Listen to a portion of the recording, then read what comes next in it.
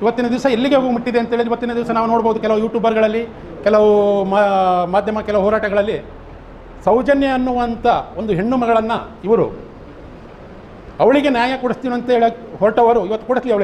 ಅವಳಿಗೆ ಸೌಜನ್ಯಗೆ ಒಂದು ವೇಳೆ ಅನ್ಯಾಯ ಆಗಿದೆ, ಅವಳ ಬಗ್ಗೆ ನಾವೊಂದು ಸಂಪೂರ್ಣ ಬೆಂಬಲವಿದೆ. ಸೌಜನ್ಯನ ಮುಖವಾಡ ಇಟ್ಕೊಂಡು ಧರ್ಮಸ್ಥಳ ಕ್ಷೇತ್ರವನ್ನು ಇವರು ಟಾರ್ಗೆಟ್ ಮಾಡಿ ಕ್ಷೇತ್ರ ಧರ್ಮಾಧಿಕಾರಿಯಾದಂಥ ವೀರೇಂದ್ರ ಹೆಗಡೆಯವರನ್ನು ಟಾರ್ಗೆಟ್ ಮಾಡ್ತಾ ಇದ್ದಾರೆ ಅನ್ನುವಂಥ ವಿಷಯ ಇವತ್ತಿನ ದಿವಸ ಇಡೀ ಕರ್ನಾಟಕಕ್ಕೆ, ಇಡೀ ವಿಶ್ವಕ್ಕೆ ಗೊತ್ತಾಗಿದೆ. ದಯವಿಟ್ಟು ಒಂದು ಮಾತು ಹೇಳಿಕ್ಕೆ ಹೋಗ್ತಾ ಇದ್ದೀನಿ ಇವತ್ತಿನ ದಿವಸ ಈ ಕಳ್ಳ ಯೂಟ್ಯೂಬರ್ಗಳಿಗೆ. ಮತ್ತು ಸೌಜನ್ಯ ಹೆಸರಿಟ್ಕೊಂಡು ಏನು ಧರ್ಮಸ್ಥಳ ಧರ್ಮಾಧಿಕಾರಿಯ ಮತ್ತು ಧರ್ಮಸ್ಥಳ ಕ್ಷೇತ್ರದ ಮೇಲೆ ಹೊರಟಂಥ ನಿಮ್ಮಂಥ ಹೇಡಿಗಳಿಗೆ ನೀವು ತಿಳಿದಿರ್ಬೋದು. ಸೌಜನ್ಯ ಅಂತ ಬಾಲೆ ಹೆಸರಿಟ್ಕೊಂಡು ಧರ್ಮಸ್ಥಳ ಕ್ಷೇತ್ರ ಧರ್ಮಾಧಿಕಾರಿಯವರ ಮೇಲೆ ನಾವು ಸಾಧನೆ ಸಾಧಿಸ್ಬೋದು ಅಂತ ಕಲ್ಪನೆಗಳು ನಿಮ್ಮಲ್ಲಿರ್ಬೋದು.